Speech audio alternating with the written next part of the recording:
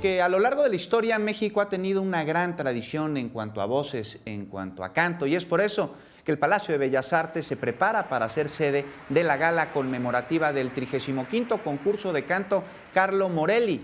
Y para tener más detalles de este importante evento, vía telefónica nos acompaña el maestro Francisco Méndez Padilla. Él es director de este concurso. Yo le doy los buenos días. Muchas gracias, maestro, por tomarnos la llamada. ¿Cómo está? Muchas gracias, buenos días. Muy buenos días, maestro. Pues este concurso que se va a llevar a cabo en el Palacio de Bellas Artes, pues ya es su 35ª edición, ya es parte de la tradición de las voces en México. Afortunadamente sí, ya digamos que se ha convertido en el escaparate de mayor relevancia a nivel nacional para poner de manifiesto los nuevos talentos que van surgiendo año con año. Maestro, de hecho, maestro, el concurso acaba de realizarse el 27 de agosto y va a ser la premiación este próximo 8 de octubre en el marco de la gala conmemorativa. Precisamente sobre este tema, maestro, le queremos preguntar sobre los ganadores de este importante concurso, pues qué es referencia de las voces que México ha dado para deleite de nuestros conciudadanos y para deleite de todo el mundo. México tiene una enorme tradición en cuanto a voces se refiere, grandes cantantes han nacido en nuestra patria. Así es, y afortunadamente muchos de ellos han dado sus primeros pasos de la mano del concurso Morelli.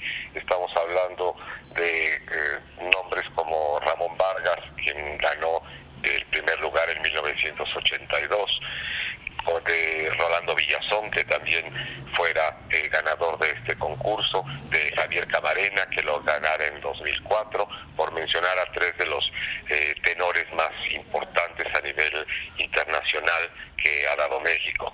Y por supuesto hablamos de voces como María Luisa Tamés, como Encarnación Vázquez, como Lourdes Ambrís, como Jesús Suaste.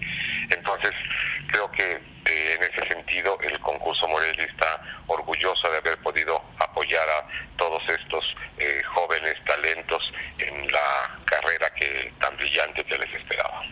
Maestro Méndez, díganos, más allá de aquellas características con las que nacen nuestras voces mexicanas, hay algo, debe haber algo muy especial y por supuesto determinante en la preparación académica que ellos llevan para pues poder explotar los recursos que por naturaleza se los dio y bueno, terminar deleitándonos con sus voces en los escenarios. Todos ellos son egresados de la misma escuela. ¿Hay una escuela del canto aquí en México? Pues no, realmente hay diversas instituciones de formación para los futuros cantantes. Hablamos, por supuesto, del Conservatorio Nacional de Música, de la Escuela Nacional de Música, ambos pertenecientes al INBA, de la Escuela Nacional de Música, ahora Facultad de Música de la UNAM, y en prácticamente toda la República hay importantes escuelas de música. Entonces tenemos a orgullo el poder decir que han venido de prácticamente todas partes de la República a tratar de probar suerte justamente en esta competencia vocal. Lo importante ciertamente, además del talento natural y de las facultades, es la preparación. Será la preparación la que logre que lleguen a tener un lugar como finalistas en el Palacio de Bellas Artes, acompañados por la orquesta, etcétera, y aspirar a alguno de los premios que ofrece anualmente el concurso. Maestro Francisco Méndez, le agradecemos que nos haya tomado la llamada en esta mañana, director del concurso de canto Carlo Morelli. Que tenga usted un excelente día. Gracias, muy amable.